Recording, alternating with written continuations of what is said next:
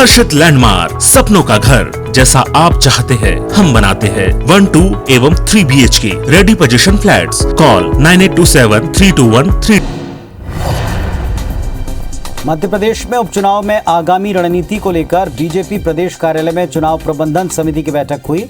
उपचुनाव का किला फतेह करने के लिए बीजेपी एड़ी चोटी का जोर लगा रही। बीजेपी रोजाना नए नए प्लान तैयार कर रही है और इसी क्रम में अब दीपक से कमल ये नया प्लान बनाया है। बीजेपी चुनाव प्रबंधन समिति की बैठक में बीजेपी ने इस प्लान को अमली जामा पहनाने के लिए पूरी तैयारी कर ली है।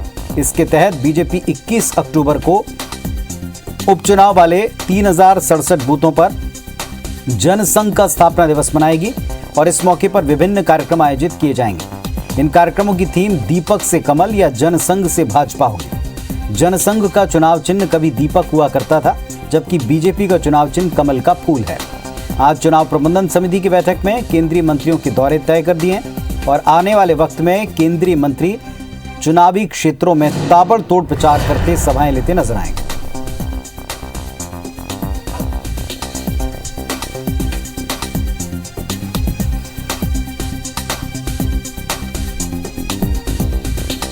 तो उपचुनाव को लेकर चुनाव प्रबंधन समिति ने बैठक की और एक और कार्यक्रम तैयार है। स्थापना दिवस के ऊपर यह खास कार्यक्रम रखा गया है। दीपक से कमल इस नाम से इस कार्यक्रम को जनता के बीच ले जाया जाएगा।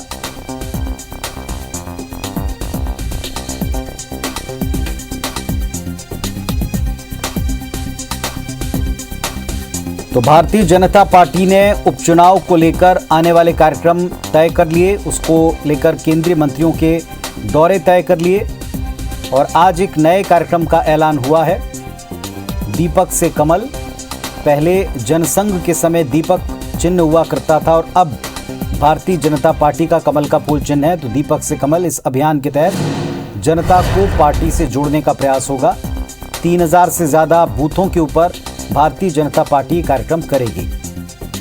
सुधीर दंडोतिया हमारे साथ में जुड़ रहे हैं, हमारे सहयोगी, सीधे उनका रुख करते हैं। सुधीर, लगातार हम देख रहे हैं कि एक के बाद एक कई तरीके, कई नाम और कई अभियानों के द्वारा चुनावी क्षेत्रों में बीजेपी पैठ मजबूत कर रही। देखिए पुनीत, बिल्कुल, और कार्यकर्ताओं को कैसे सक्रिय रखा जाए, इसके अलावा बूथ तक मतदाताओं को बीजेपी के पक्ष में किस तरीके से लाया जाए, डेली नई रणनीति जो है बीजेपी के नेता तैयार कर रहे हैं और उपचुनाव प्रबंधन उसमें नए नए कार्यक्रम भी देखने को मिल रहे हैं।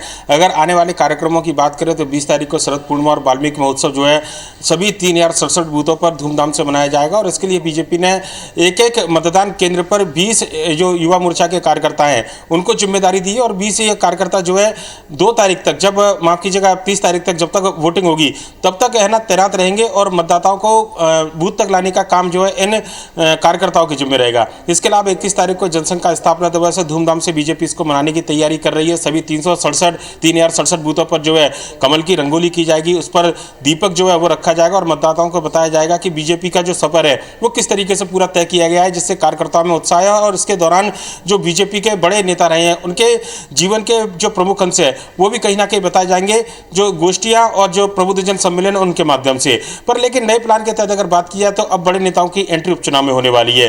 केंद्रीय मंत्रियों के दौरे तय कर लिए गए हैं। 21 तारीख से केंद्रीय मंत्री जो है उपचुनाव के अंदर पूरी ताकत झोंकते हुए नजर आएंगे। नरेंद्र सिंह तोमर का 5 दिन का दौरा कार्यक्रम तय किया गया है उपचुनाव के क्षेत्र में। इसके अलावा ज्योतिरादित्य सिंधिया 2 दिन सभी सीटों पर प्रचार करेंगे। उमा भारती को भी सक्रिय किया जा रहा है। 21 तारीख के बाद वो भी चुनावी मैदान में नजर आएंगे। कैलाश विजयवर्गीय के भी दौरे कार्यक्रम तय किए गए हैं। पर एक और खास रणनीति पर बीजेपी काम कर रही है। अगर मध्य प्रदेश की चारों उपचुनाव की सीटों पर बात करें, खंडवा लोकसभा और तीनों विधानसभा की उपचुनाव की सीटों पर बात करें, तो इनमें चित्रकूट और रैगांव जो 17 से लगी हुई है, इनकी सीमा उत्तर प्रदेश से लगती है। लिहाजा उत्तर प्रदेश से इस जो मतदाता जहां पर जिस बड़ी संख्या में और जिनका प्रभाव है वहां से बड़े नेताओं को लाने की तैयारी की जा रही है और उनके प्रवास कार्यक्रम तय किए जाएंगे। साथ ही साथ ये माना जा रहा है कि किसी वर्ग विशेष में जहां पर उनका प्रभाव है वहां पर उनका रात्रि विश्राम कराया जाए और प्रमुख नेताओं के साथ में उनकी बैठक कराई जाए, जिससे कि बीजेपी के पक्ष में एक माहौल बने और वोटर जो है किसी विशेष तबके के बीजेपी के पास में आए। और अलग अलग वर्ग, अलग अलग जातिगत आधार पर बीजेपी ने पूरी रणनीति तैयार की है, जिसमें कुशवाहा समाज की हम बात करें या फिर क्षत्रिय समाज के नेताओं की बात करें, लगभग इसी तरीके से ब्राह्मण नेताओं को लाने की तैयारी कर रही है।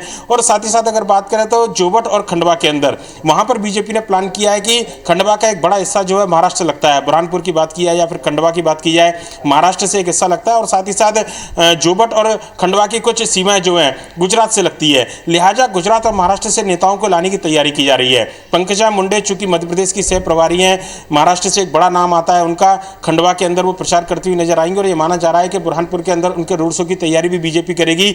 आज जो समीक्षा बैठक ली गई जिसमें प्रदेश अध्यक्ष बीडी शर्मा मौजूद थे, उनमें बड़े नेताओं के प्रवास कार्यक्रम तय किए गए और आने वाले जो कार्यक्रम है, खासकर अगर बात करें 22 तारीख तक का बीजेपी का भी फिलहाल फोकस है और उसके बाद में अंतिम सप्ताह, अंतिम 5 दिन में बीजेपी के तमाम नेता पूरी ताकत लगाएंगे और उसके लिए भी अलग से रणनीति तैयार की जाएगी, अलग से चुनाव प्रबंधन समिति की बैठक बुलाई जाएगी। पर आज की बैठक काफी अहम आने वाले कार्यक्रमों के लिहाज से और बड़े नेताओं के प्रवास के लिहाज से बीजेपी ने तैयार की है और एक नई रणनीति के तहत बीजेपी इन उपचुनाव में जो है अब आगे नजर आने वाली है। पुनीत, चलिए, तो बीजेपी ने पूरे अभियान तय कर लिए हैं, जिम्मेदारियां तय कर ली हैं, दौरे यात्राएं तय कर ली हैं और केंद्रीय मंत्रियों के आने के बाद में माहौल और गर्माएगा, इतना तय लगता है। शुक्रिया आपका पूरी जानकारी के लिए।